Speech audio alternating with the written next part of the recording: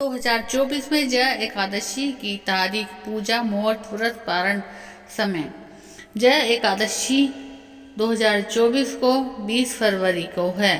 पद्म पुराण और भविष्य पुराण दोनों में जया एकादशी के महत्व का उल्लेख मिलता है। स्वयं भगवान कृष्ण ने युधिष्ठिर को इस दिन का महत्व बताते हुए कहा है कि इस दिन का उपवास करने से व्यक्ति को ब्रह्मत्य जैसे पंचांग के अनुसार माघ महीने की शुक्ल पक्ष की एकादशी 19 फरवरी 2024 को सुबह 8:49 पर शुरू होगी और अगले दिन 20 फरवरी 2024 को 9 सुबह के 55 पर समाप्त होगी। उदय तिथि के अनुसार 20 फरवरी को ही जया एकादशी मनाई जाएगी। पूजा मुहूर्त है सुबह 9:45 से दोपहर 2 बजे तक। जया एकादशी व्रत का पारण समय है 31 फरवरी 2024 को सुबह 6:55 से शुरू होगा और 9:11 तक रहेगा।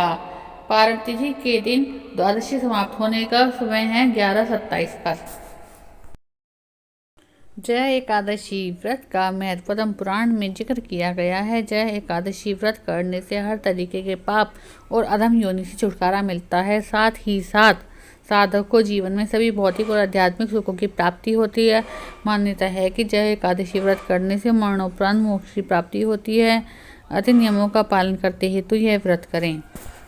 एकादशी व्रत करने वाले पितृ कुयोनि को त्याग कर स्वर्ग में चले जाते हैं। इसके प्रभाव से पितृपक्ष की 10 पीढ़ियां, मातृपक्ष की 10 पीढ़ियां भी मोक्ष को प्राप्त होती हैं। जया एकादशी व्रत में भगवान विष्णु के माधव रूप की पूजा करनी चाहिए। पुराणों का कहना है कि इस व्रत और पूजा से विजय की प्राप्ति होती है। राधे राधे बंधु, अब हम श्रवण करेंगे जया एकादशी व्रत की कथा। एक बार अर्जुन ने भगवान श्री कृष्ण से प्रश्न करते हुए कहा, हे भगवान, आप कृपा करके मुझे माघ मास की शुक्ल पक्ष की एकादशी का क्या महत्व है, विस्तार पूर्वक बतलाइए। माघ मास की शुक्ल पक्ष की एकादशी में किस देवता की पूजा करनी चाहिए तथा इस एकादशी व्रत की क्या कथा है, उसके करने से किस फल की प्राप्ति होती है, शीघ्र ही बताएं। भगवान श्री कृष्ण कहते हैं, हे अर्जुन, माघ मास की शुक्ल पक्ष की एकादशी को जया एकादशी कहते हैं। इस दिन उपवास रखने से मनुष्य भूत प्रेत पिशाच आदि योनियों से छुटकारा पा लेता है। इस दिन विधि विधान से पूजा उपवास करनी चाहिए।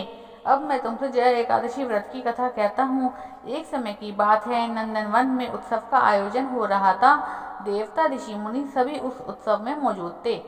उस समय गंधर्व गा रहे थे और गंधर्व कन्याएं नृत्य कर रही थी। इन्हीं गंधर्व में से एक माल्यवान नाम का गंधर्व भी था, जो बहुत ही सुरीला गाता था। जिसकी सुरीली आवाज थी उतना ही रूपवान था। गंधर्व कन्याओं में एक पुष्यवती नाम की नृत्यांगना भी थी। पुष्यवान नामक गंधर्व कन्या ने माल्यवान नामक गंधर्व को देखते ही उस पर आसक्त हो गई और अपने हाव भाव से उसे रिझाने का प्रयास करने लगी। माल्यवान भी उस पुष्यवती पर आसक्त होकर अपने गायन का सुर ताल भूल गया। इससे संगीत की लय टूट गई और संगीत का सारा आनंद बिगड़ गया। सभा में उपस्थित देवगणों को यह अच्छा नहीं लगा।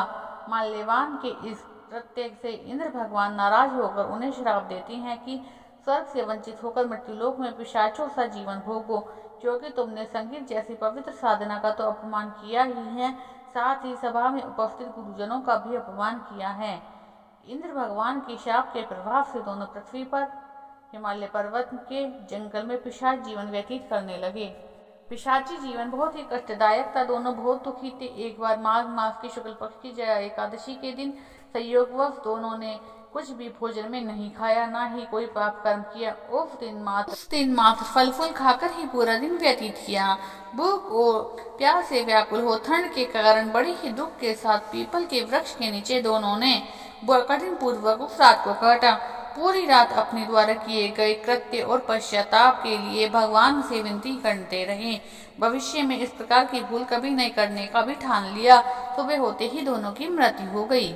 अनजाने में ही सही, उन्होंने एकादशी का उपवास किया था, भगवान का नाम का जागरण भी किया था। परिणाम स्वरूप प्रभु की इच्छा से इनकी पिशाच योनि की मुक्ति हो गई। पुनः अपनी अत्यंत सुंदर अप्सरा और गंधर्व की देह धारण करके दोनों सुंदर वस्त्र और आभूषणों से अलंकृत होकर स्वर्गलोक में चले गए। देवराज इंद्र उन्हें देखकर आश्चर्यचकित हुए और पूछा कि वे इस श्राप से कैसे मुक्त हुए हैं। तब उन्होंने बताया कि भगवान विष्णु की उन पर कृपा हुई है।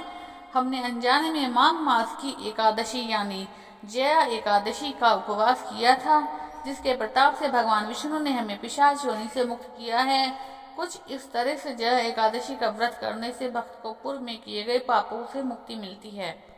बोले एकादशी महारानी की जय हो, विष्णु भगवान की जय हो।